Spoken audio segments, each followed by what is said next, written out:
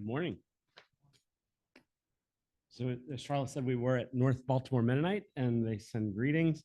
And one person who apparently has begun worshiping there, but was not there that Sunday, I was preaching. So I was somewhat relieved that I was not preaching in the presence of Elijah, was Ed Loring. So yeah, that would have, so I'm actually going to, hopefully this would be a sermon that Ed would have really enjoyed. Oh, Ed Loring is the founder of the Open Door community, which was here in Atlanta for many, many years, a friend of Marilyn Schertz, a radical kind of Catholic worker-esque house that used to be on Ponce in the Virginia Highlands area, Ponce Highlands. All right, so this morning's scripture takes us to a riverbank. Elisha is standing on the edge of the Jordan. Behind him, years of following a prophet. Ahead, the unknown. Above him, the whirlwind of fire. And at his feet, a cloak. To stand on the bank is to stand at a threshold. A moment where what has been no longer holds, and what will be has not yet begun. I've stood on those banks. 6 years ago, after 26 years of deep-rooted life in LaGrange, Charlotte and I were called to release everything familiar. We had grown a life there, a community, a calling, even comfort. And yet we felt God whispering, cross the river. We didn't know exactly what was on the other side. We only knew we were being asked to trust the current. That letting go, we thought, would mark the end of Casa Alterna. Instead, it marked a new beginning, a new chapter, or perhaps a new book of welcome. And just as we finished writing the chapter of that chapter of our lives, I mean, literally the day that the book arrived in our mailbox, so did the diagnosis. The word that Charlotte has stage 1 endometrial cancer. And we believe that the cancer was detected early and is treatable. We'll know more, as Charlotte said, when we meet the oncologist on Thursday for the first time. But in the interim, we walk with anxious hope. Yeah, I'll be honest, not just hope, anxious hope. But let me tell you, we're at another threshold. We're standing on the bank yet again. And so are you. This congregation stands on a riverbank of your own. And some of you can verify the facts because this was my own independent research. But this threshold moment is 67 years in the making. The Mennonite story in Atlanta began in 1958 when Hershey and Norman Lehman, am I correct so far? I hope so, launched Berea Mennonite Church and began a voluntary service unit to counsel young men during the Vietnam draft. That seed of courage and compassion was planted right here in East Atlanta. Around that same time, Vincent and Rosemarie Harding moved into the old Fourth Ward and founded Mennonite House, a multiracial home for peace, prayer, and justice.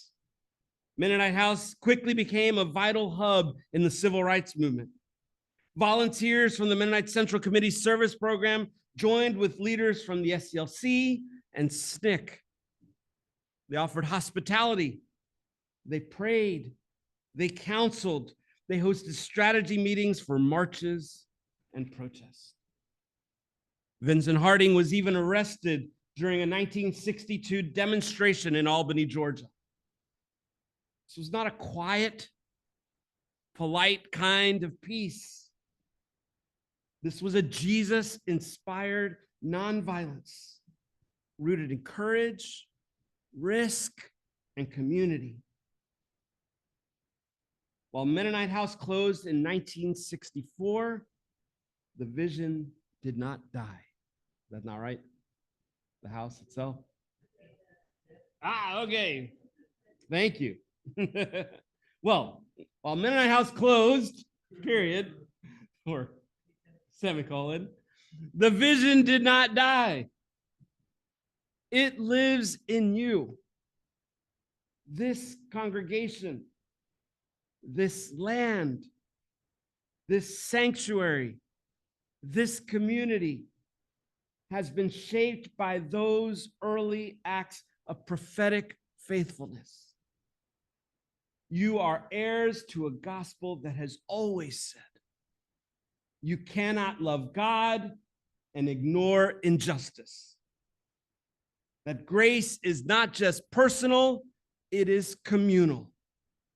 That hospitality calls us beyond worship into hospitality. That discipleship, rather, calls us beyond worship into hospitality, activism, and healing. In 2 Kings, we see another threshold moment. Elijah knows he is about to be taken from the earth. He tests Elisha 3 times, saying, stay here. And 3 times Elisha replies, as the Lord lives and you live, I will not leave you. That's loyalty. That's commitment. That's readiness to cross the threshold. Elisha then asked for a double portion of Elijah's spirit. This isn't about ambition. It's the language of inheritance. He is asking to carry forward Elijah's mission, not just maintain it, but multiply it. And then the whirlwind comes. Fire, wind, glory, and silence. And there on the ground, the mantle, the prophet's cloak. Elisha picks it up. And with that act, he declares, the story is not over. The Spirit of God did not retire with Elijah. It rests now on him. And what does he do? He walks back to the Jordan, strikes the water, and it parts. The first miracle, the first reverberation, the confirmation that God is not behind him, but ahead, already parting the waters for the next journey. So Atlanta Mennonite Church, you are Elisha today. To be Elisha is to stand in a sacred space, the place where someone before you trusted God enough to begin something bold. Elisha had been the prophetic voice, but now Elisha must carry it forward. And again, Atlanta Mennonite Church, you are Elisha. You didn't conjure this vision from nothing. You have been entrusted with it. A sanctuary where generations have sung and wept and been prayed for and been prayed over. A sanctuary encompassed with 5 acres of land where children have played and neighbors have gathered and activists have wondered. A place where there has been a tradition of radical welcome and Christ-centered peace. The wind, much like last night, is swirling again. The sky, much like last night, is full of unknowns. And yet, something holy rests at your feet. Elijah's cloak didn't vanish. It fell.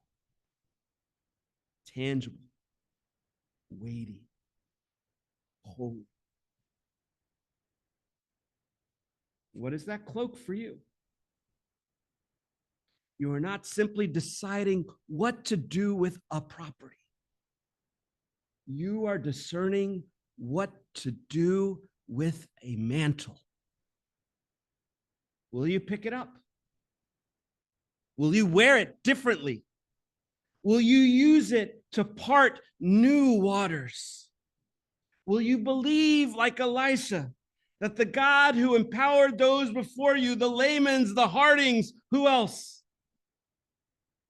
Before us, Vernon, who else?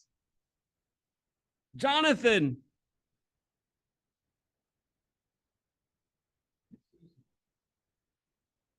That same God is now ready to work and continue to work through you. To be Elisha is to say, God, how do I carry this forward with faith, imagination, and trust? God, Elisha asked, or I'd rather say, Elisha did not ask to preserve what was. Elisha asked for more, not out of pride, but out of urgency, out of love, out of the knowledge that the world needs prophets more than ever before. And Atlanta Mennonite, this is your double portion moment. You are not at a dead end. You are at a riverbank. And on the other side is not scarcity. It is not loss. It is a double portion of impact if you dare to step forward. So as you discern, remember, no choice is retreat. No choice is loss. This is a Jordan crossing. This is a mantle moment. This is a time when in faith we get to collectively say, God, do again what you did through Elijah and Elisha and more. So take courage. The cloak is in your hands. The river is before you. And the God who empowered Elijah, the God who stirred Mennonite house for however many years it existed, the God who called you to this sanctuary, that God is not finished. That God is still whispering, still calling, still ready to move you. You are Elisha. The mantle has fallen at your feet. Pick it up and walk forward.